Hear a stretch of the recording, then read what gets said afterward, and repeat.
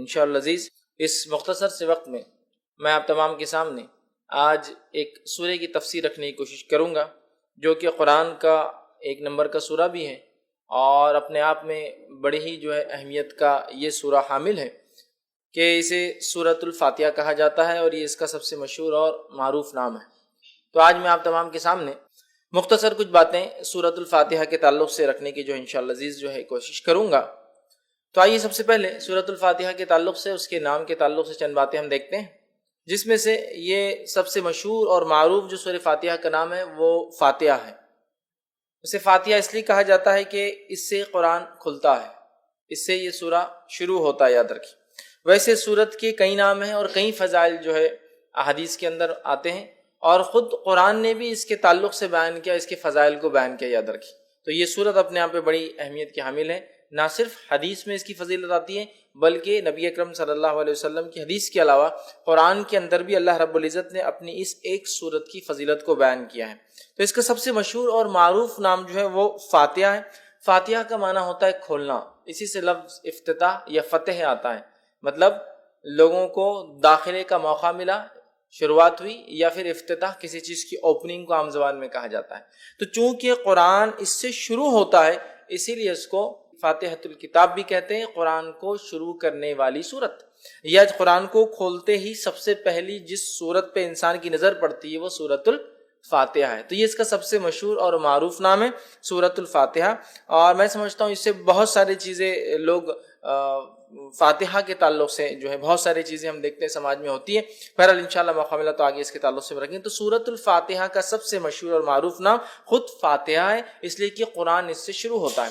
اسی طرح اس کا دوسرا مشہور اور معروف نام ہے وہ ہے ام الکتاب، کتاب کی ماں، کتاب کی اصل۔ ویسے کہتے کسی چیز کی اصل کو، اسی لیے ماں کو بھی کہا جاتا ہے عربی زبان میں، اس لیے کہ وہ اصل ہوتی ہے، اسی سے آگے کی نسلیں چلتی ہیں، اولادیں ہوتی ہیں۔ تو ام الکتاب مطلب یہ کتاب کی ماں، کتاب کی اصل، قرآن کی ماں، قرآن کی اصل، یہاں کتاب سے مراد قرآن، یاد رکھیں۔ تو اسے قرآن کا اصل کہا گیا، قرآن کی ماں کہا گیا۔ مطلب اس سورت کی اہمیت کتنی زیادہ ہے کہ گویا یہ ایک جڑ جیسا کام کرتی ہے، جیسا کہ ایک جڑ ہوتی ہے اسی سے جھاڑ آتا ہے، ٹھیک ہے۔ تو اس طرح سے یہ ام الکتاب مطلب یہ کتاب کی جڑ کہا جا رہا ہے اس سورت۔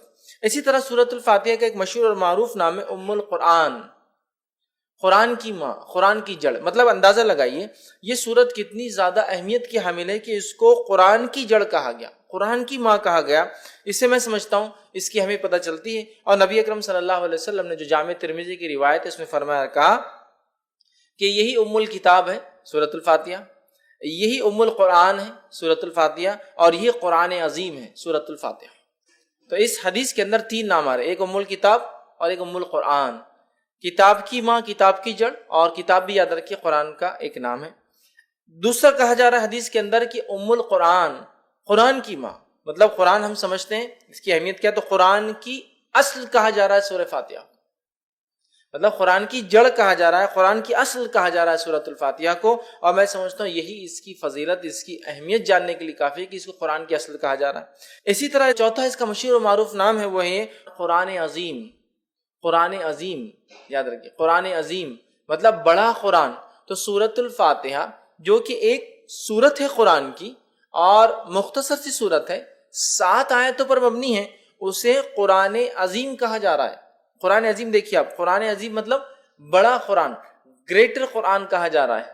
تو میں سمجھتا ہوں اس میں ایک نام تو ہے سورہ فاتحہ کا، اور ساتھ میں اس کی اہمیت بھی پتہ چل رہی، اور اللہ رب العزت نے اسی بات کو قرآن میں یوں دہرا کہا، وَلَقَدْ آتَيْنَاكَ سَبْعًا مِّنَ الْمَثَانِي وَالْقُرْآنِ الْعَظِيمِ۔ اے نبی ہم نے آپ کو 7 بار پڑھی جانے والی آیت عطا فرمائی، والقرآن العظیم، اور بڑا قرآن عطا فرمایا۔ تو یہاں اس آیت کے اندر 7 بار پڑھی جانے والی آیت بھی کہا جا رہا ہے، اور کہا جا رہا ہے قرآن عظیم، ٹھیک ہے۔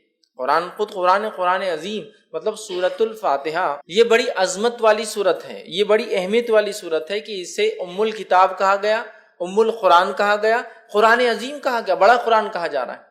اسی طرح اس کا ایک مشہور اور معروف نام ہے وہ یہ ہے کہ سبع مثانی، سبع مثانی، سبع مثانی کا معنی 7 بار پڑھی جانے والی آیتیں۔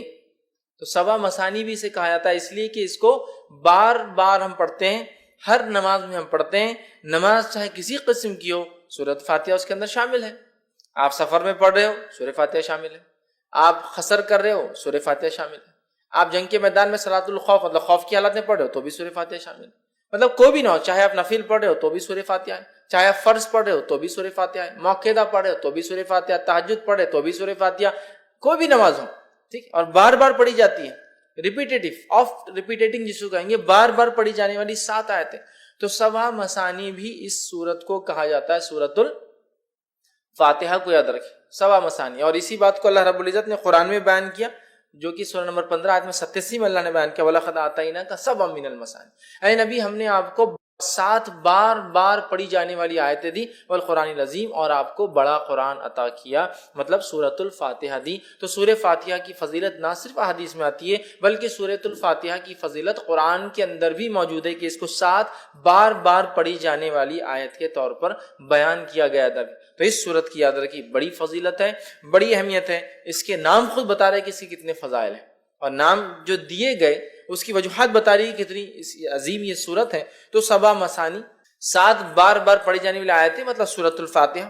اسی طرح اس کا ایک اور مشہور اور معروف نام ہے جو جامع ترمذی کی ایک روایت میں آتا ہے، وہ ہے الصلاۃ، نماز، مطلب سورہ فاتحہ کو صلاۃ، نماز بھی کہا جاتا ہے، ٹھیک، آپ کہیں گے کیسے؟ تو آئیے جامع ترمذی کی روایت ہے، نبی اکرم صلی اللہ علیہ وسلم فرمایا، حدیث کے الفاظ دیکھیے اس طرح سے کہ نبی اکرم صلی اللہ علیہ وسلم فرماتے، اللہ فرماتا ہے، مطلب حدیث قدسی ہے کہ میں نے نماز کو اپنے اور اپنے بندے کے بیچ میں آدھا آدھا بانٹ لیا ہے،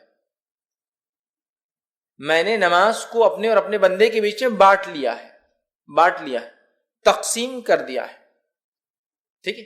پھر آپ صلی اللہ علیہ وسلم فرمایا، جب اللہ فرماتا ہے کہ جب بندہ کہتا ہے الحمدللہ رب العالمین، تو اللہ کہتا ہے میرے بندے نے میری تعریف کی، مطلب جو بندہ ایک ایک آیت پڑھتا جاتا ہے تو اللہ رب العزت اس کا جواب دیتا جاتا ہے بندے کو۔ تو یہاں اس حدیث میں جو جامع ترمذی کی روایت ہے، نبی اکرم صلی اللہ علیہ وسلم فرمایا کہ سورۃ الفاتحہ کے تعلق سے اس کو صلاۃ کہا گیا، الصلاۃ مطلب اس کو نماز کہا گیا، یاد رکھیں، سورہ صلاۃ، تو اس کا ایک نام سورہ صلاۃ بھی ہے، نماز، یاد رکھیں۔ اور اسی لیے علماء لکھتے ہیں اس کا نماز میں پڑھنا ضروری بھی ہے، اس لیے کہ اس کو نماز کہا گیا، مطلب اگر کوئی نماز میں اس کو نہ پڑھے تو اس کی نماز نہیں ہوگی، جو آپ صلی اللہ علیہ وسلم حدیث میں بیان کرتی ہے، اسی لیے کہا جا رہا ہے کہ اس کو نماز کہا جا رہا ہے کہ میں نے نماز کو، صلاۃ کو اپنے اور اپنے بندے کے بیچ میں بانٹ لیا ہے۔ جب میرا بندہ کہتا ہے الحمدللہ رب العالمین، تو اللہ رب العزت جواب دیتا ہے کہ میرے بندے نے میری تعریف کی۔ پھر جب بندہ کہتا ہے الرحمن الرحیم، تو اللہ کہتا ہے کہ میرے بندے نے میری جو ہے تعریف بیان کی، ٹھیک ہے۔ تو مطلب ایک کی بعد ایک اللہ تعالیٰ جواب دیتا جاتا ہے، یاد رکھیں، میں انشاءاللہ آگے اس کی حدیث کی پوری تفصیلات رکھوں گا آپ کے سامنے۔ تو یہاں اس حدیث میں اس سورت کو صلاۃ کہا گیا، ٹھیک ہے، یہ ایک اس کا مشہور اور معروف نام ہے، اور یہ چھٹا نام تھا جو ہم دیکھ رہے ہیں۔ اسی طرح اس سورت کو سورہ الشفا بھی کہا جاتا ہے، اس لیے کہ اس کو بیماری کے علاج کے لیے یا اسی طرح جادو کے علاج کے اندر اس کو پڑھ کر دم کیا جاتا ہے۔ تو سورہ الشفا مطلب جس سے شفا حاصل کی جا سکتی ہے، یا اس کا ایک اور نام جو کہ ایک 8واں مشہور معروف سورۃ الرقیہ، اسے رقیہ بھی کہا جاتا ہے۔ کیوں رقیہ کہا جاتا ہے؟ اس کے پیچھے ایک طویل واقعہ ہے، اس کا بس مختصر رکھتا ہوں۔ واقعہ یوں ہے کہ صحابہ فرماتے ہیں کہ ایک مرتبہ صحابہ کی ایک جماعت جو کہ 30 لوگوں کے جو ہے قریب صحابہ تھے، وہ ایک گاؤں، ایک بستی میں گئے۔ اس بستی میں جانے کے بعد ہوا یہ کہ انہوں نے کھانے پینے کے لیے کچھ مانگا، بستی والوں نے انکار کر دیا چونکہ مسلمان تھے۔ نتیجتاً یہ ہوا کہ ان لوگوں کو بستی سے باہر رکنا پڑا۔ رات کے وقت لونڈی ایک بھاگتے ہوئے آئی اور کہا ہمارے جو آقا ہے، گروپ کا جو سردار ہے، جو لیڈر ہے، اس کو ایک بچھو نے کاٹ لیا یا سانپ نے کاٹ لیا، کسی موذی چیز نے، زہریلے جانور نے کاٹ لیا، کیا آپ میں سے کوئی ہے جو جھاڑ پھونک کرے؟ ایک صحابی کہتے ہیں میں جانتا ہوں۔ سارے لوگ تعجب کرنے لگے کہ یہ کیا جانتا ہے ایسے، ان کو امید نہیں تھی۔ وہ گئے اور جا کر سورہ فاتحہ پڑھ کے دم کر دی اور اس کو شفا ہو گئی۔ اس نے کچھ بکریاں، روایت میں آتا 30 بکریاں، چونکہ 30 صحابہ تھے، اور اس کے ساتھ ساتھ کچھ دودھ بھیج دیا، کافی دودھ بھیجا کہ یہ لوگ پیے کریں۔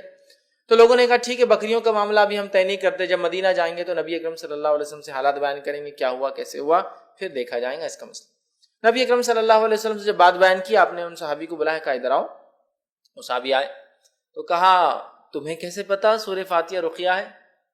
ٹھیک، تمہیں کیسے پتا سورہ فاتحہ رقیہ؟ اور یہ صحابی سے جب دوسرے صحابہ نے تبھی پوچھا تھا جب وہ پڑھ کر آئے تھے، تو پوچھا کیا پڑھا؟ تو کہا سورہ فاتحہ پڑھا میں نے۔ تو کہا تمہیں کیا پتا ہے؟ تو مجھے نہیں پتا، بولے اس کا علاج کیا، میں نے سورہ فاتحہ پڑھا، اس کو فائدہ ہو گیا۔ تو یہاں نبی اکرم صلی اللہ علیہ وسلم دیکھیے حدیث کے اندر الفاظ ہے کہ کہا تمہیں کیسے پتا چلا کہ یہ سورت رقیہ ہے، ریمیڈی ہے، دم کی جانے والی چیز ہے؟ تو اوپر آ رہا کیور ہے، شفا ہے، رقیہ ہے، ریمیڈی ہے، دم کرنے والی چیز ہے۔ تو سورت الفاتحہ کی فضیلت بھی بہرحال آ رہی ہے اور اس کا نام بھی بہرحال اس کا پتہ چل رہا ہے۔ تو سورہ جس کو کہیں گے شفا یا شافیہ، یا اسی طرح جو ہے سورہ جو ہے رقیہ، مطلب وہ سورت جس کو پڑھ کر دم کیا جاتا ہے۔ اسی طرح اس کا ایک مشہور اور معروف نام ہے الحمد۔ الحمد سورت الفاتحہ کا ایک معروف نام ہے الحمد، ٹھیک۔ چونکہ عموماً ہم دیکھتے ہیں بہت ساری صورتوں کو ہم ان کے اصل نام سے نہیں پہچانتے ہیں بلکہ ان کی ابتدا سے پہچانتے ہیں۔ سورہ تبارک الذی ہے نا، سورہ تبارک الذی، مطلب ہم اس کو اصل نام سے وہ نہیں کرتے ہیں، سورہ ملک، سورہ تبارک الذی، ٹھیک ہے۔ سورہ قل، مطلب عمومی اعتبار سے قل بولے تو قل واللہ احد ہوتا ہے نا۔ تو اس طرح سے ہم جو ہے نام دیتے ہیں، لیکن اس کا نام اگر دیکھا جائے تو الحمد بھی ایک مشہور نام ہے، جیسا کہ الم ترا، سورہ فیل ہے نا، لیکن الم ترا سے مشہور ہے، تو ویسا سورہ الحمد ہے نا، الحمد یہ بھی اس کا ایک نام ہے۔ اسی طرح جو ہے کچھ علماء لکھتے ہیں اس کا ایک نام کنز بھی ہے، کنز مطلب خزانہ، اور کنز اس خزانے کو کہتے ہیں جو دبا ہوا اور چھپا ہوا ہوتا ہے، مطلب اوپن نہیں ہوتا ہے، کلیئر نہیں، سامنے نہیں ہوتا ہے، تو کنز بھی کہا جاتا ہے۔ کچھ لکھتے ہیں اس کو سورہ کافیہ بھی کہا جاتا ہے، مطلب یہ ساری صورتوں پر کفایت کر جاتی ہے لیکن اس پر کوئی صورت کفایت نہیں کرتی، مطلب اگر یہ ہو تو ساری صورتوں پہ کفایت کر جاتی، کافی ہو جاتی ہے، لیکن اگر یہ نہ ہو تو ساری صورتیں کافی نہیں آ سکتی۔ تو بہرحال اس کے کئی نام مشہور اور معروف ہے، جس میں سے 7 8 9 تو بڑے معروف نام ہیں اور 2 نام میں نے اور بھی رکھے آپ کے سامنے۔ تو بہرحال ان کے نام خود بتا رہے ہیں ان کی فضیلت کیا ہے، اس لیے کہ ہر نام کے پیچھے کچھ واقعہ ہے، جیسا رقیہ، تو ارے اسے ایک فضیلت پر چلے، اس کو دم کیا جا سکتا ہے، یہ ایک فضیلت ہے، ٹھیک۔ اور اس کے اندر 7 آیتیں ہیں، یاد رکھیے سورۃ الفاتحہ کے اندر 7 آیتیں ہیں، یاد رکھیے 7 اس کے اندر ٹوٹل آیتیں ہیں سورۃ الفاتحہ کے اندر، ٹھیک ہے۔ اور بسم اللہ سے یہ سورت جو ہے شروع ہوتی ہے، یاد رکھیے، ٹھیک ہے۔ اب اس میں اختلاف ہے کہ بسم اللہ کسی سورت کا حصہ ہوتا ہے یا نہیں ہوتا، یاد رکھیے، ٹھیک ہے۔ بسم اللہ کسی سورت کا حصہ ہوتا ہے یا نہیں ہوتا ہے، اس میں اختلاف ہے، سوا اس کے کہ جو ایک بار جو ہے جو سلیمان علیہ السلام کا واقعہ آتا ہے، جس میں سلیمان علیہ السلام نے جب خط لکھا تو تب لکھا انہ من سلیمان انہ بسم اللہ الرحمن الرحیم، کہ سلیمان کی طرف سے، اور سلیمان علیہ السلام نے شروع کیا خط اللہ کے نام سے جو بڑا مہربان نہایت رحم کرنے والا ہے۔ اس کو چھوڑ کر یہ تو آیت کا حصہ ہے، اس کو چھوڑ کر یاد رکھیے بسم اللہ کے تعلق سے اختلاف ہے کہ آیت ہے یا نہیں ہے، اور بسم اللہ یہ ایک واحد ایسی آیت ہے یا ایسا حصہ ہے قرآن کا جس کو نہ ماننے پر کوئی انسان کافر نہیں ہوتا، سورہ کی ابتدا میں، بیچ میں نہیں، جب بیچ میں آ جائیں گا تو پھر تو ماننا لازم ہوا، جو ایک ہی جگہ آتا ہے، ٹھیک ہے۔ بسم اللہ الرحمن الرحیم 114 مرتبہ قرآن میں آتا ہے، 113 مرتبہ سوروں کے اوپر لگتا ہے اور ایک سورت کے اوپر نہیں لگتا ہے، ٹھیک ہے۔ اب بسم اللہ کو کیوں آیت مانا نہیں جاتا، کیوں مانا جاتا ہے، اس پہ ایک لمبی بحث ہے، بس میں مختصر ہی سمجھا دوں کہ اس میں خود صحابہ میں اور صحابہ کے بعد علماء کے اندر یہ اختلاف باقی رہا، تابعین تبع تابعین میں، کہ اکثر کا یہ ماننا تھا کہ بسم اللہ الرحمن الرحیم صرف سوروں کے ڈیفرنسیشن کے لیے لگایا جاتا ہے، فرق کرنے کے لیے کہ دوسرا سورہ چالو ہو رہا ہے، بس اس وجہ سے اس میں اختلاف ہے کہ آیت ہے یا فرق کرنے کے لیے لگایا جاتا ہے۔ اور سورہ انفال اور سورہ توبہ کو بہت سارے صحابہ ایک ہی سورت مانتے تھے، جس کی وجہ سے سورہ توبہ کے اوپر بسم اللہ نہیں آتا ہے، کیونکہ پورا واقعہ جنگ سے متعلق ہے، مال غنیمت سے متعلق ہے، جنگ میں کیا کرنا ہے، یہ ساری چیزیں تفصیلات ڈسکس ہو رہی ہے، سمجھ رہا؟ تو لہٰذا سورہ انفال اور سورہ توبہ کی تھیم ایک ہی ہے، تو بہت سارے صحابہ اس کو ایک ہی صورت مانتے تھے، سورہ انفال سے شروع کر کے سورہ توبہ کے آخر تک ایک ہی صورت مانتے تھے، اس وجہ سے بیچ میں بسم اللہ نہیں لگاتے تھے، سمجھا؟ تو باقی پہ ان کا کہنا تھا کہ یہ فرق کرنے کے لیے لگایا جاتا ہے، لیکن ایسی کچھ روایتیں ملتی، جیسے کہ حدیث کے اندر آتا ہے نبی اکرم صلی اللہ علیہ وسلم نے فرمایا، صحیح مسلم کی روایت آپ نے فرمایا، مجھ پر ابھی ایک سورت نازل ہوئی، صحابہ بیٹھے تھے، صحابہ نے کہا کون سی سورت؟ تو آپ صلی اللہ علیہ وسلم نے فرمایا بسم اللہ الرحمن الرحیم، اور آپ نے اس کے بعد سورت کو تلاوت کی، انا اعطیناک الکوثر، یہ سورۃ الکوثر تلاوت کی، تو یہاں پڑھا بسم اللہ الرحمن الرحیم انا اعطیناک الکوثر، سمجھ رہا؟ تو یہاں بسم اللہ آپ نے لگا دیا، تو کچھ علماء لکھتے ہیں بسم اللہ حصہ ہے اور ہر سورت سے پہلے پڑھنا چاہیے، کچھ نے کہا نہیں ہے، لیکن سورہ فاتحہ کے اندر جمہور کا یہ قول ہے، جمہور علماء کا یہ قول ہے کہ یہ جو ہے اس کا حصہ ہے سورہ فاتحہ کے حد تک، چونکہ اگر بسم اللہ کو نہ پڑھا جائے تو پھر 6 آیتیں بچتی ہیں، سمجھے؟ تو ان کا قول یہ ہے، لیکن اس کو جہر میں نہیں پڑھا جائے گا، سر میں پڑھا جائے گا. آیت کا حصہ تو ہے لیکن اس کو جہر میں نہیں پڑھا جائے گا، سر میں. کیوں جہر میں نہیں پڑھا جائے گا اور سر میں پڑھا جائے گا؟ تو اس تعلق سے یہ دیکھا گیا کہ بہت سارے صحابہ اس کو جہر میں نہیں پڑھتے تھے، اور خلفائے راشدین بھی چاروں بھی اس کو جہر میں نہیں پڑھتے تھے، لہذا اکثریت نے نہیں پڑھا. لیکن کچھ قرتوں کے اندر بسم اللہ بھی پڑھا جاتا، جیسے مدینے کے اندر پڑھا جاتا تھا، مکے میں نہیں پڑھا جاتا تھا. بہرحال اس کے بعد بہت سارے علاقوں میں پڑھا گیا، بہت سارے منی، اور آج بھی ہم دیکھتے ہیں بہت ساری جگہ آپ دیکھیں گے جب بسم اللہ کو پڑھیں گا خالی تو بسم اللہ الرحمن الرحیم الحمدللہ سے کریں گا، لیکن بہت ساری جگہ نہیں. بہرحال تو اس میں بھی اختلاف ہے کہ جہر میں پڑھا جائے نہ پڑھا جائے، لیکن بات ثابت ہے کہ خاموشی میں بھی اس کو پڑھا جا سکتا ہے. تو یہ حصہ ہے سورہ فاتحہ کا، لیکن اس کو جہر میں نہیں پڑھا جائے گا. بسم اللہ الرحمن الرحیم امام دل میں پڑھیں گا، الحمدللہ رب العالمین اس کے بعد سے اس کو جہر میں پڑھیں گا، جہاں جہری نماز ہے. اور سرجہ نماز ہے تو وہاں تو سوال ہی نہیں آتا. ٹھیک ہے، تو اس کے اندر 7 آیتیں ہیں، اور اس کی دلیل سورہ نمبر 15 آیت نمبر 87، جس میں اللہ رب العزت نے فرمایا وَلَقَدْ آتَيْنَاكَ سَبْعًا مِنَ الْمَثَانِي وَالْقُرْآنِ الْعَظِيمِ. اے نبی ہم نے آپ کو 7 بار پڑھی جانے والی آیتیں اور بڑا قرآن عطا فرمایا، اور اس سے مراد سورۃ الفاتحہ. چونکہ بہت ساری حدیثیں اس پہ دلیل ہے کہ سبع من المثانی وہی ہے جو سورہ فاتحہ ہے. آگے انشاءاللہ میں اس بات کو رکھوں گا. ٹھیک، تو اس میں ٹوٹل 7 آیتیں سورۃ الفاتحہ کے اندر. ٹھیک ہے، اور اس کو بار بار پڑھا جاتا ہے، 7 بار پڑھی جانے والی آیتیں. اور ہم جانتے ہیں کہ کوئی نماز اس کے بغیر مکمل نہیں ہوتی ہے، چاہے انسان کسی بھی قسم کی نماز پڑھ رہا ہو، سفر میں ہو یا شہر میں ہو، اپنے علاقے میں ہو، چاہے وہ نماز فرض ہو، سنت ہو، نفل ہو، یا کسی بھی قسم کی نماز ہو، ساری نمازوں کے اندر سورۃ الفاتحہ پڑھی جاتی ہے. یاد رکھیے اس چیز کو. ٹھیک ہے، تو اس کے اندر 7 آیتیں ہیں.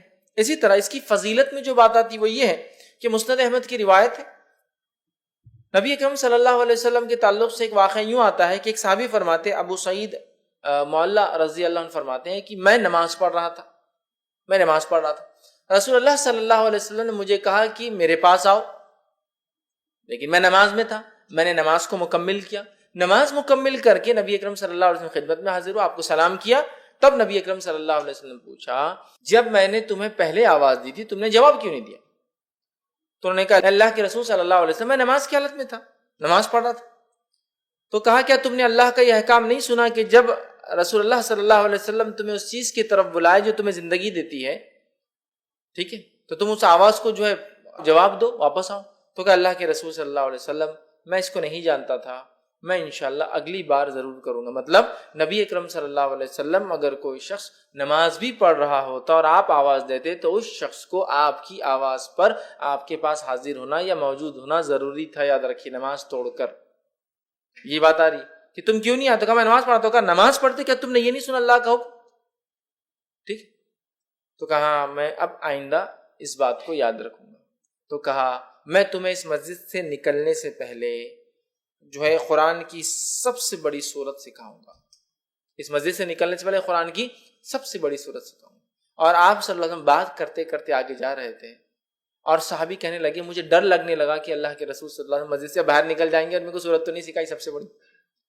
تو فوراً جب مسجد کے دروازے پر آئے کہ اب نکل جائیں گے، مطلب اس کے اینڈ پر آئے، تو کہا اللہ کے رسول صلی اللہ علیہ وسلم آپ نے کہا مجھے آپ قرآن کی سب سے بڑی سورت سکھائیں گے. کہا آپ نے بتائیں. تب نبی اکرم صلی اللہ علیہ وسلم نے کہا الحمدللہ رب العالمین یہ قرآن کی سب سے بڑی سورت ہے. الحمدللہ رب العالمین یہ قرآن کی سب سے بڑی سورت ہے. ٹھیک ہے، اور پھر کہا یہی جو ہے 7 مثانی ہے، 7 بار پڑھی جانے والی آیتیں، یہی ام القرآن ہے اور یہی قرآن عظیم ہے. یہ 7 بار پڑھی جانے والی آیتیں یہی بڑا قرآن ہے اور یہی قرآن کی اصل ہے، جڑ ہے، ماں ہے. سب سے بڑی سورت کا قرآن کس کو؟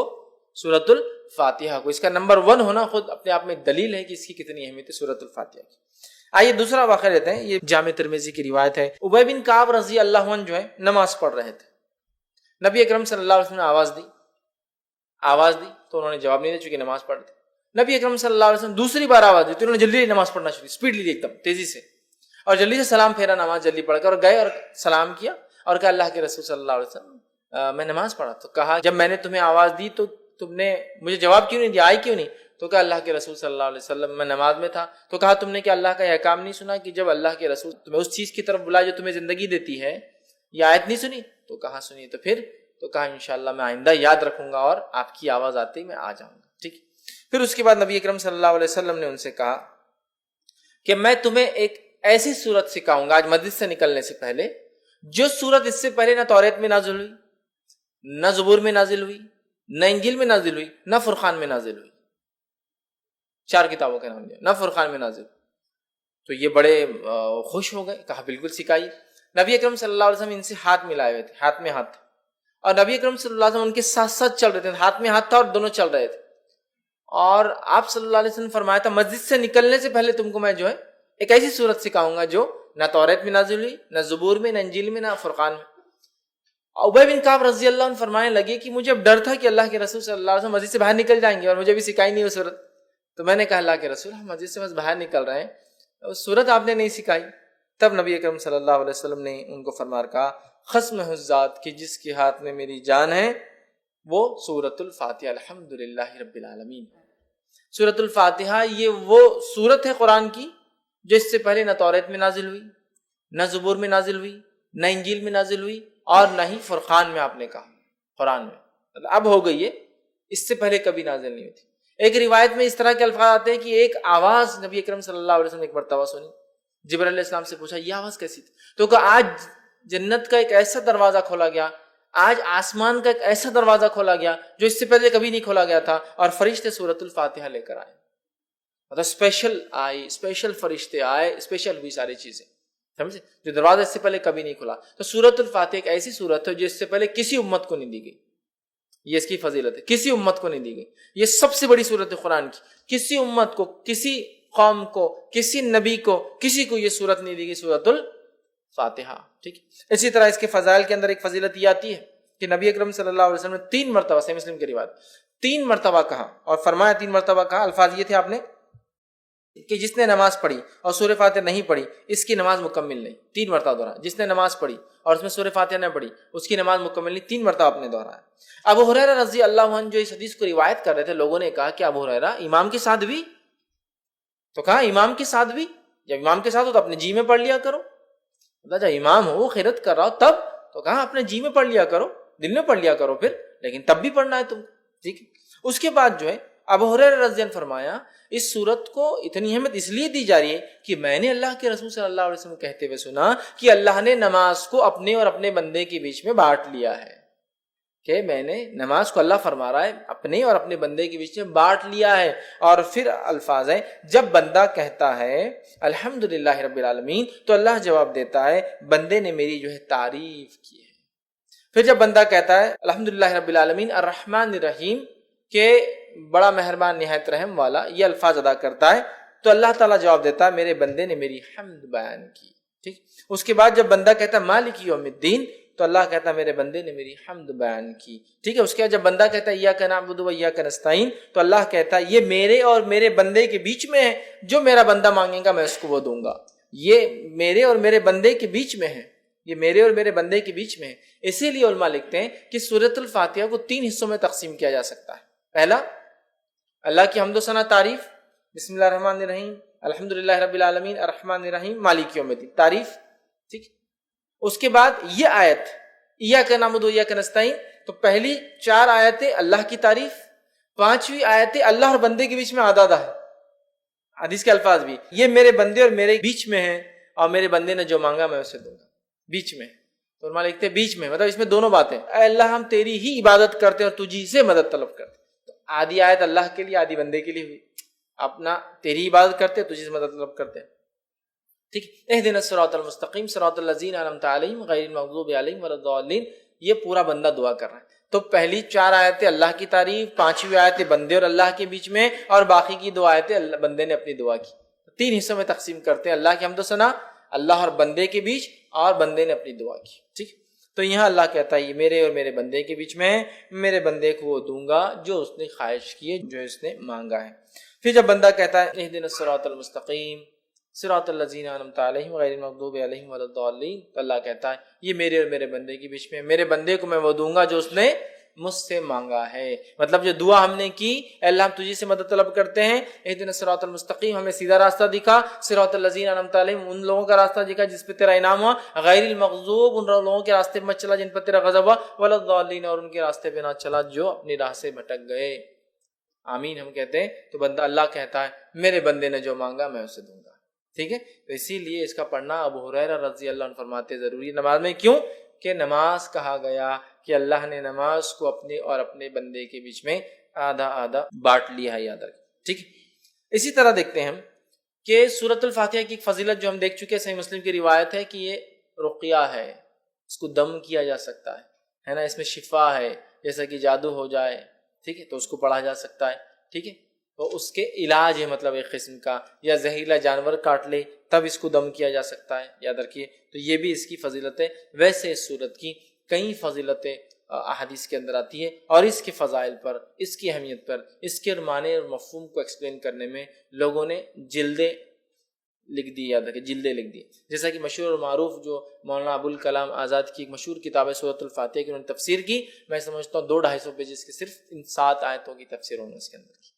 تو بہت بہرحال اس کی تفسیر، اس کی فضائل، اس کے فوائد، اور اس صورت کے کیا فائدے ہوتے ہیں، اس کی کیا اہمیت ہے، اس کے ہر حرف ہر معنی کی کیا اہمیت ہے. اس لیے کہ اس کو قرآن کی جڑ کہا جا رہا ہے، اصل کہا جا رہا ہے، ماں کہا جا رہا ہے. تو ظاہر سی بات ہے کہ معمولی جو ہے صورت نہیں ہے، یہ معمولی چیز نہیں، قرآن عظیم کہا جا رہا ہے، معمولی بات نہیں. 7 بار بار پڑھی جانے لے آتے معمولی نہیں، نماز میں پڑھنا ضروری معمولی نہیں ہے، یاد رکھیے. ٹھیک ہے، بہرحال